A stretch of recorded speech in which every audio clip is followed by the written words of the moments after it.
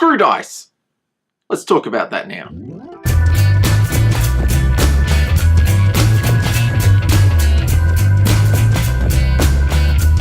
Hi, my name's Dave Adams and welcome to Nerds of Wisdom, and this week I wanted to actually spend some time talking about that randomizing element in games, the dreaded die. Now, my gaming group know me well for my lack of relationship with dice.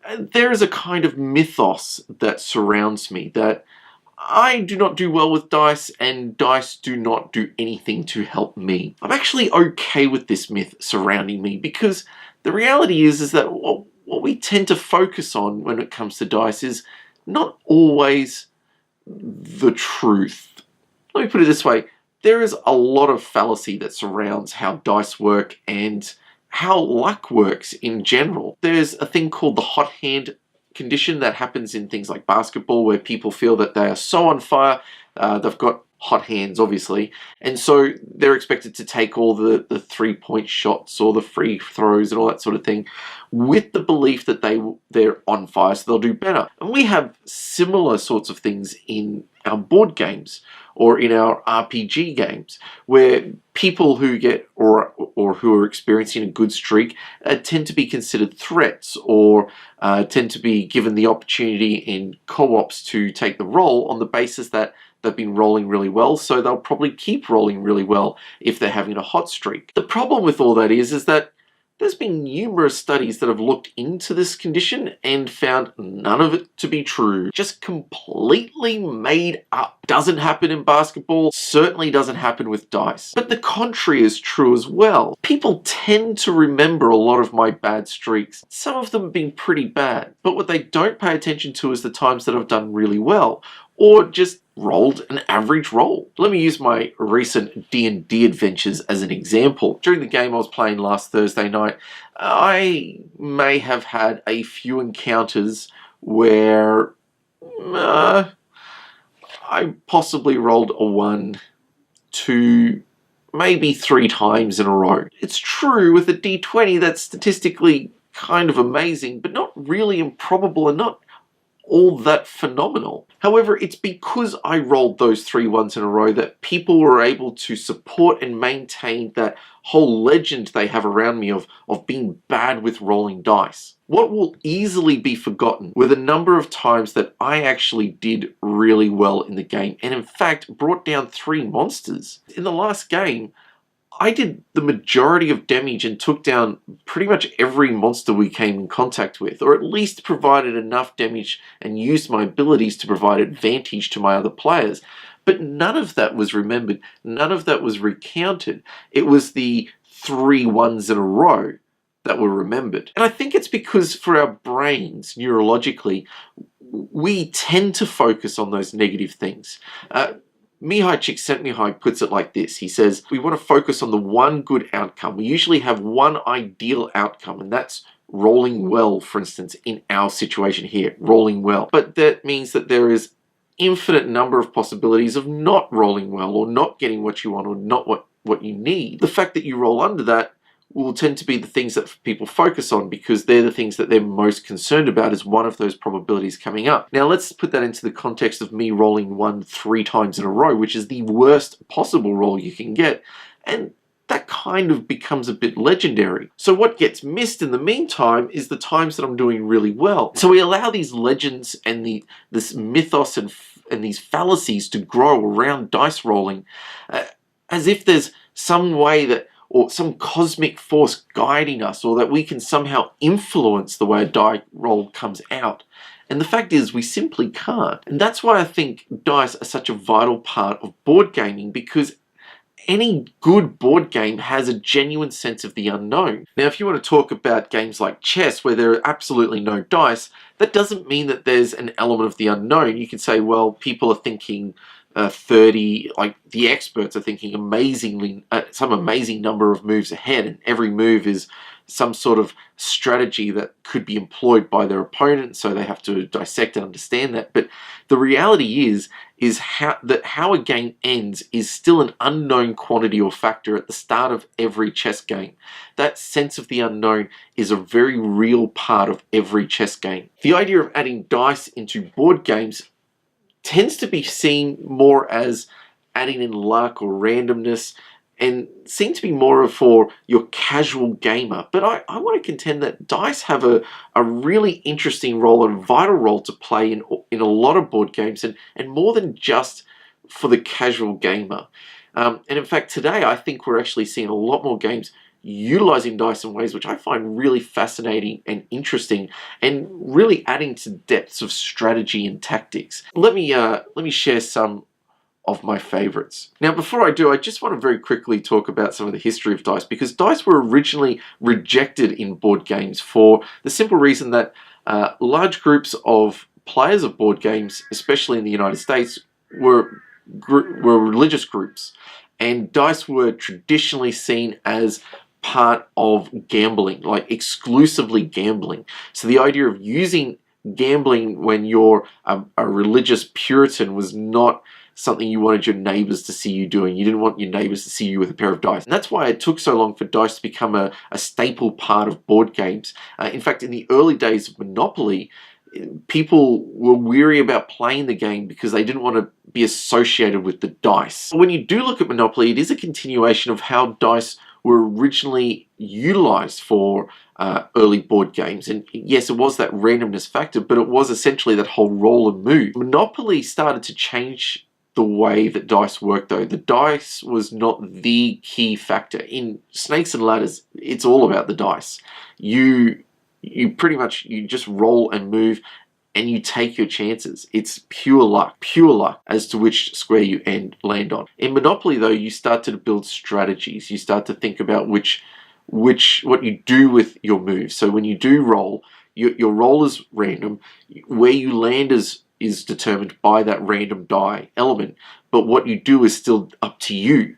And it's when games started to make that transition that dice, I think, started to become really interesting. So if we want to start with games that really are focused around luck, you could probably, I suppose, start with your push your luck games, such as, well, let's use this very simple one, zombie dice. Zombie dice, you roll. If you get brains, you can keep them. You're trying to get to 13 brains.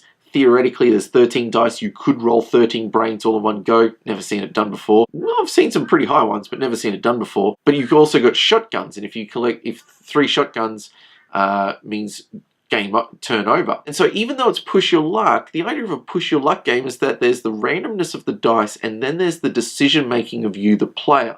Now, do you, the player, trust the randomness? Do you give in to the idea that you're on a hot streak? Do you try to play safe? Do you keep what scores you can?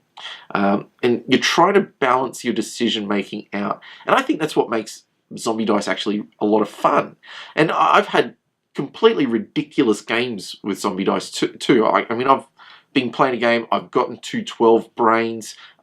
Everybody else, the other 2 people, were on like 3 and 2 brains, and I still lost because every time I took the dice, my first roll would be 3 shotguns. And so stuff like that can happen.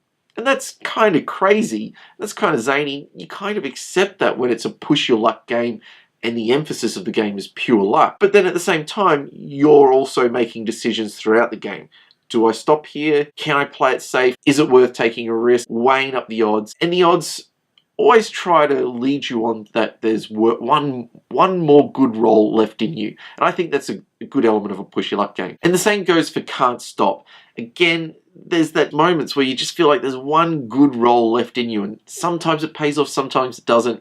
Is it pure chance? Well, yeah, the die roll is. The decision making is on me. And I think that's what makes those push your luck games, even though they're completely light, very, not deeply strategic or tactical at all, but I think that's what makes them interesting. And so one of the things that I think you're trying to do with these dice games is that the challenge of a good dice game is that it's leading you down to this idea of how much can you go against the odds? How much can you manipulate the probability? What can you as a player influence in those opportunities and those chances? And do you bet big or do you play it safe? Like, those are the decisions I think that make those games interesting. Games have sort of progressed with that as well. That some games have given you more options.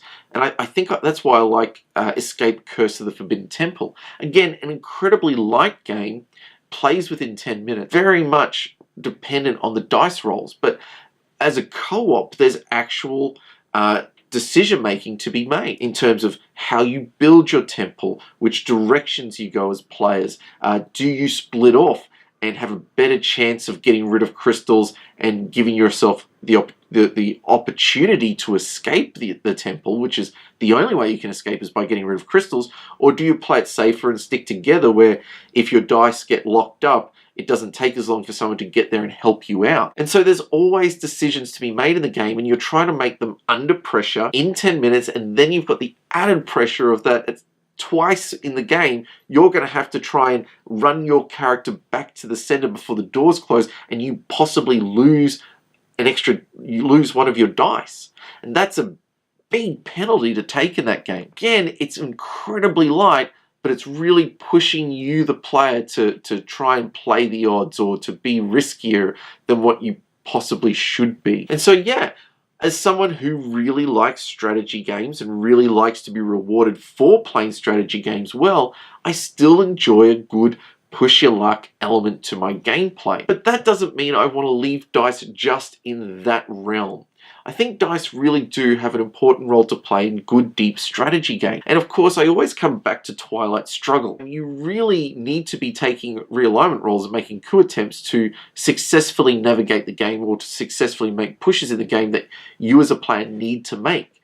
The game really pushes you to take those risks and those chances if you're planning on really getting ahead. But those dice provide that risk and that real sense of the unknown. And so you have to do everything you can to try and mitigate the probability, which is all you're doing in push your luck games and the other games we've talked about so far. But in this one, you can actively work really hard to try and pull that down. So if you're looking at doing a coup attempt or a realignment roll in a country, you try and get dominance or I suppose control of the countries around it, and that affects the dice roll, that affects the probability of what you need, and also what influence you have in that country already influences the dice roll. So you can do everything you can, but it still has that element of the unknown. There's still the chance that you could really roll poorly and lose out big time. But today there are ways in which dice are being used, and I always find games more interesting when they can take something known and use it in a new and innovative way. And there are games coming out that are taking dice and moving them away just from being randomizers to being randomizers that you can manipulate and control and have influence over. And let me go through a few games which I've played, which I really enjoy, and I think use dice in a fun, creative way, which genuinely has good strategy or genuinely has good tactics or genuinely has good depth of gameplay that still have that random element to it. The first game that I think I'd have to discuss would be Fuse, which takes dice and provides you with color, number, and you have to assign dice to cards to defuse a bomb.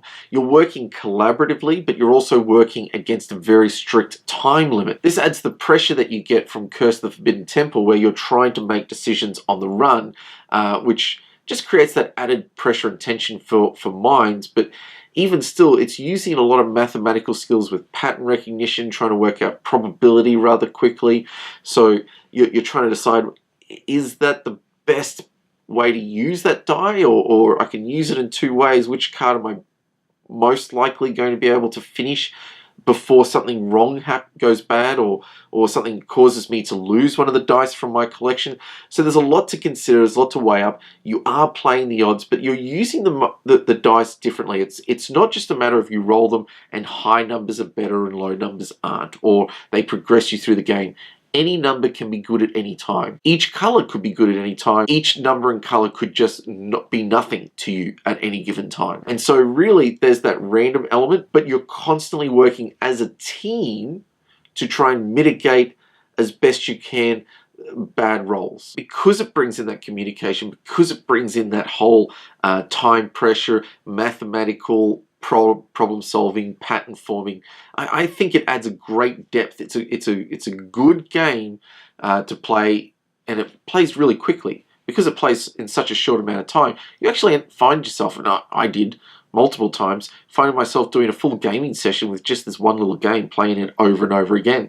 So I really think Fuse is one of those examples of games that step up the different ways in which dice could be utilized, not just as randomness, but randomness that brings depth to decision making. Another game which I think it's much slower paced, but probably it was definitely a precursor to Fuse, and one that in the similar way it used the color and the number, but the color and numbers I feel were really important for you personally. It was more competitive, and that's the game Blueprints, where you draft a blueprint that you want to build, and you're trying your best to use whatever is in the dice pool, and you're drafting from the center.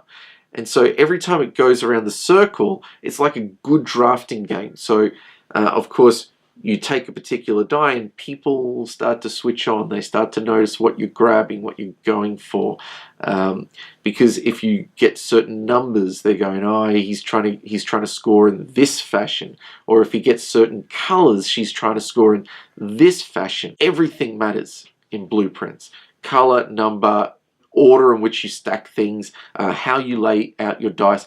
Everything matters in Blueprints. So it's not just, you've got that initial random element of the dice roll. The dice you pull out of the bag is random, the colors you get are random, what you roll on them is random, but what you do with it is a simple drafting game with, there's that known element of everyone knows what's there, and then there's that unknown element of what are you going to do with it. And I think that creates great depth, because you're trying, again, once again, you're mitigating the probability, the problems of what people roll, but there's so much more to think about. It's so much more than just like zombie dice or curse. You're making decisions constantly about every die you draft and how it gets used. Everything matters. And this sort of thing, like I think genuinely creates riveting, interesting, depth-filled games. And the final one that I think is worth mentioning, simply because I think it's just almost the pinnacle of these sorts of using dice in multiple way games, it's got to be Roll Player. Now, Ricky introduced this game to me just recently, and Ricky's probably going to pick up on this theme when he does video next. But the idea of that, it's got that whole pool of drafting, but it's got so many elements to it. You draft the dice, so you've got that random roll, you've got how they get used, but the dice also matter in terms of the order you pick them up, how much money you get from each draft, as well as which card you draft allows you the order in your marketplace. When you go to the market to buy cards to assist you in the game, the dice you draft helps determine which order in the marketplace you go. So sometimes you want to go first in the marketplace, you'll draft the worst die, because people will put that on number one if they don't want to go first. Or if you don't care where you go in the marketplace, you'll just try and get the best die for you out of whatever decisions are there. The problem is that once you've drafted your die, you have to put it into your board and put it into your skill chart. And as you build up skills, you're using up powers and abilities. How you put your dice into your skill chart determines how you score. And you've got multiple ways of scoring based on how you draft your dice and what order you put them in. Each ability you use allows you to manipulate that somehow. And so there's just so much decision making to go on. The game is very good at getting you to value every dice that you draft. Every die out there could be the thing that gives you that push over the edge. And you've got to be thinking lots of turns ahead. You kind of get the feeling that you're in control, but at the same time, there's still that random element of the dice. But that randomness isn't a distraction. In fact, I don't think the game would be as deep and as meaningful and require as much tactics and strategy. And I did employ strategy without that random element. So dice really do, I think, have not only a place in board games, but add that element of uncertainty to games that make the games interesting And that adds to the fun, of course. So do dice hate me? Is there some cosmic force that drives dice to turn up their lowest numbered side of my general direction as some sort of cosmic punishment for some patronizing, pathetic thing that I did to whatever force drives dice rolling? No. It's silliness to think that I'm a worse dice roller than any other human being out there on the planet, despite the fact that sometimes I get bad streaks. Because the reality is that there is no reality when it comes to how well you roll a die. If you roll a die, you've got the same chance as everybody else. But I don't mind the myths. I tend to think that those myths that surround me mean that people will more than likely discount me when it comes to those bigger games. Or they just add to some of the fun of the storytelling afterwards. But I'm now going to throw this issue over to Ricky and get him to respond. And I'm going to ask you, Ricky, I've talked about how dice can be used differently and to provide new and interesting ways of doing games. What other components are a part of board games or a part of general board gaming that we haven't considered yet that could be used in new and different ways? And I'm going to open that up for everyone. So why don't you put your comments in the section below. What components of board games could be used in new and interesting ways and might open up whole new avenues of board gaming exploration? Coming up next week will be the beginning of Season 3 of The Core Mechanic. We're going to be looking at the game Dominion. And I hope that this, I'm excited about this Core Mechanic. I mean, I was able to get to record with Ricky since he's gotten back, and I think we had a lot of fun. And, I think there's some new challenges to doing it with two people, but I think it's good. I'm really looking forward to it. In the meantime, also writing articles for Gamerpalooza, so go check them out. I'll put their description in the link below. We'll be having some more thinking out loud sections as we go, and they're just the casual blogs that pop up occasionally, and we had one pop up last week, so I hope you went and checked that one out as well. But look, until next time, my name's Dave Adams, and that's all for now.